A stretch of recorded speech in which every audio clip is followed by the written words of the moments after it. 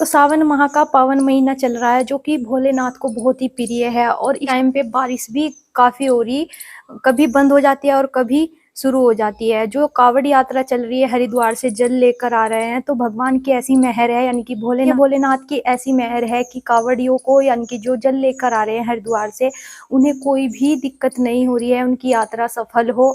और ऐसी भगवान ने मेहर बनाई हुई है, गर्मी बिल्कुल नहीं है क्योंकि बारिश लगातार हो रही है, कभी चल जाती है और कभी रुक जाती है। ऐसे तो जो दूर दूर से कावड़ यात्रा लेके, यानी कि जल लेने के लिए जा रहे हैं, उनके पैरों में सूजन वगैरह आ जाती है, लेकिन ऐसी व्यवस्था भी की हुई है भक्तों के लिए कि उन्हें टाइम पे मल्लम पट्टी मिल जाती है। और देखिए, आपको मैं बता दूं कि कल जैसे कि सोमवार है, सावन का पहला सोमवार, यानी कि जो अब से पहले सोमवार गया है वो आषाढ़ माह का सोमवार पड़ा है, और जो पहला सोमवार होगा वो कल होगा। तो आज संडे के दिन हम क्या क्या तैयारी करके रखे कल के लिए, जो जो हमारी भक्ति भाव से पूजा सफल हो। तो देखिए, इस ब्लॉग में आप सभी के साथ वही शेयर करने जा रही हूँ, तो ब्लॉग को लास्ट तक के जरूर देखिए। करते हैं अपनी इस ब्लॉग की शुरुआत। नमस्कार दोस्तों, राधे राधे। कैसे हैं आप सभी? आशा करती हूँ कि आप सब बहुत ही अच्छे होंगे। तो देखिए, सावन माह का पावन महीना चल रहा है और भोलेनाथ की असीम कृपा है हम सब भक्तों पे और कावड़ यात्रियों पे कि ऐसा अच्छा मौसम भगवान ने बनाया हुआ है, कोई भी दिक्कत नहीं हो रही है। जल लेकर आने वाले भक्तों को कोई भी दिक्कत नहीं हो रही है इस टाइम पे। और देखिए, जैसे कि आज संडे है और कल सावन माह का पहला सोमवार है, तो हमें आज के दिन ही शाम के टाइम क्या क्या तैयारी कर रखनी चाहिए भोलेनाथ को प्रसन्न करने के लिए। तो इस ब्लॉग में आप सभी के लिए यही शेयर करने वाली हूँ। ब्लॉग अच्छा लगे तो प्लीज़ मेरे ब्लॉग को शेयर कीजिए और लाइक कीजिए, और चैनल पर नए हो तो चैनल को सब्सक्राइब कीजिए। तो देखिए, सबसे पहले आप सभी को मैं बता दूं कि सबसे पहले हमें शाम के टाइम, तो देखिए नंबर 1 पे आता है बेलपत्र। तो जब भी हम भोलेनाथ को प्रसन्न करने के लिए, उनकी पूजा करने के लिए मंदिर में जाएं, तो बेलपत्र हमारी थाली में सबसे पहले होने चाहिए। जहाँ पर भी बेलपत्र लगे हों, आपको शाम के टाइम उसकी व्यवस्था करके रखनी चाहिए। जितनी भी आप मनोकामना के साथ भगवान शिव को बेलपत्र चढ़ाना चाहते हैं, जैसे कि 21 हो गए, 51 हो गए या 101, जितना भी आपका हो उतना आप बेलपत्र चढ़ा सकते हैं। या फिर 108, जैसे कि हम ओम नमः शिवाय का जाप करते हैं 108 बार, तो इसी तरह आप बेलपत्रों को भी 108 बार शिवलिंग पर चढ़ाकर अपनी मनोकामना पूर्ण कर सकते हैं। नंबर 2 पे आते हैं फूल। तो यहाँ पर देखिए, मम्मी भी अभी फूल तोड़कर रखने की तैयारी करने लग रही है। बाहर से कुछ फूल लेके आ गई थी, लेकिन हमारे यहाँ पर कनेर का पेड़ लगा हुआ है, तो यहाँ से फूल तोड़कर अपना रख रही है, क्योंकि फिर बारिश भी चल रही है, बारिश के चलते झड़ जाते हैं सारे फूल। और देखिए, फूल कोई से भी फूल आप ले सकते हो, किसी भी इच्छा अनुसार। जैसे भी आपके आसपास में फूल हो तो आप उसी के अनुसार फूल ले सकते हो। फूलों को हमें धोकर नहीं लेकर जाना चाहिए मंदिर पे, क्योंकि बहुत से ऐसे करते हैं कि फूल को धो लेते हैं, लेकिन ये फूल को हमें नहीं धोना चाहिए। इसे फूल अखंडित हो जाते हैं और भगवान शिव क्रोधित हो जाते हैं, तो इस वजह से हमें फूल को ना धोकर लेकर जाना चाहिए मंदिर पे। जैसे भी आपने पेड़ से तोड़े हों, ऐसे ही पुष्प हमें लेकर मंदिर पर शिवलिंग को चढ़ाना चाहिए। नंबर 3 पे आता है धतूरा। तो धतूरा वैसे तो बहुत ही मुश्किल होता है, लेकिन अगर हम कुछ मन्नत के साथ अगर हम मांगे भगवान शिव को चढ़ाने के लिए, तो हमें कुछ ना कुछ करना होता है। तो इसीलिए कहीं पर भी जाकर, बाजार में बहुत अच्छे से धतूरा मिलता है। अगर आपको आसपास में धतूरा नहीं मिल रहा है, तो आप बाजार से लाकर भी भगवान शिवलिंग पर धतूरा चढ़ा सकते हैं। भगवान शिव को ये धतूरा बहुत ही प्रिय होता है, पसंद होता है। जो भी आपकी मनोकामना हो, भगवान शिव इस धतूरे से चढ़ाने से आपकी सभी मनोकामना पूर्ण करेंगे। तो नंबर 4 पे आता है जल।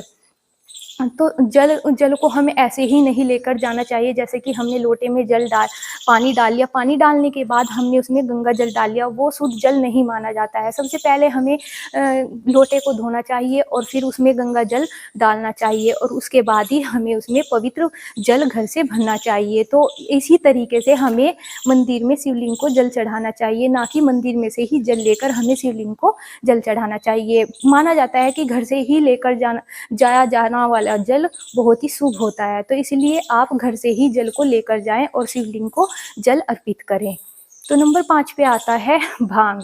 तो भांग तो देखिए आसपास में सभी जगह लगी रहती है, ये बहुत आसानी से मिल भी जाती है। तो आप भांग को भी आसपास से तोड़कर धुलकर अपना साफ स्वच्छ थाली में पहले ही सजा कर रख ले, ताकि आपको अगले दिन पूजा करने में कोई भी दिक्कत ना हो। आप टाइम पे अपनी सभी व्यवस्था इस तरीके से कर रख सकते हैं।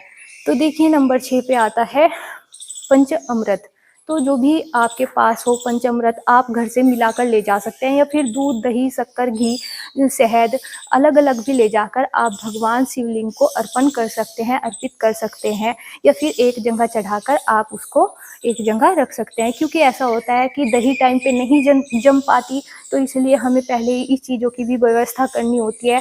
तो पहले ही ये चीज़ें अपना तैयार करके रखें तो हमारी पूजा पाठ में कोई भी दिक्कत नहीं आती है। तो इस वजह से मैं आपको ये बता रही हूँ। और बस आपको पंचामृत लेके जाना है, वो आपके इच्छा अनुसार है कि आप मिलाकर लेकर जाना चाहते हैं या फिर अलग अलग कर लेना चाहते हैं।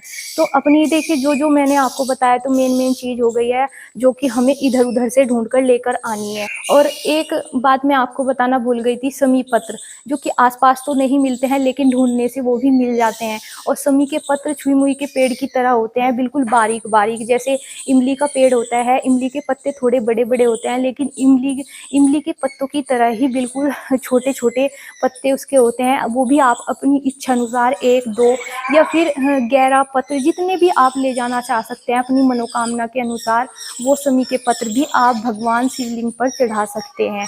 तो ये मेन चीज़ हो गई है जो कि आपको आसपास से लेकर आनी है, क्योंकि ये घर पे तो नहीं बनती है। घर पे हमारी जैसा कि हो गई अनेक सामग्री हो गई है, घी का दीपक हो गया है, धूप बत्ती हो गई है, और तिलक हो गया, चंदन हो गई, तो हल्दी हो गई अपनी थाली में, जो हमें घर से लेना है। ये सामान हमें हमारे घर पर टाइम पे मिल जाता है, लेकिन जो मैंने आपको बताया है ये सामान हमारे घर पे टाइम पे नहीं मिल पाता है। तो देखिए जो खास चीज़ें हैं जो कि हमें घर से ही लेकर जानी है भगवान शिव को अर्पित करने के लिए, अर्पण करने के लिए, वो आपको मैंने सभी शेयर की है। और जो हो सके आप चावल के दाने भी भगवान शिवलिंग पर चढ़ाने के लिए घर से ले जा सकते हैं। पर ध्यान आपको ये रखना है कोई भी चावल का दाना टूटा हुआ ना हो, यानी कि अखंडित दाना ना हो। चावल के दाने भी हमें अपनी मनोकामना के साथ ही लेने होते हैं।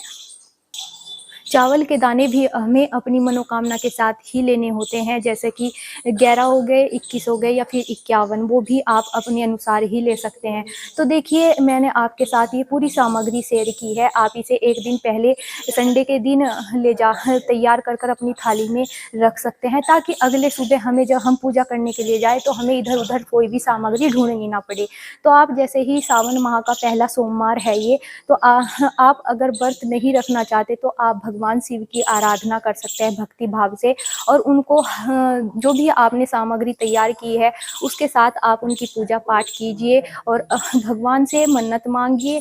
भगवान शिव आप पर अति प्रसन्न होंगे, आप पर जो भी आपकी मनोकामना है वो पूर्ण होने का आशीर्वाद आपको देंगे। वैसे तो भगवान शिव क्रोधित नहीं होते हैं, लेकिन जब उनको अगर हम पूजा पाठ भी सही ढंग से नहीं करते हैं, जैसे कि वस्त्रों का भी हमें खास तौर से इस दिन ध्यान रखना चाहिए, जैसे कि हमें नीले और काले वस्त्र पहनकर पूजा नहीं करनी चाहिए।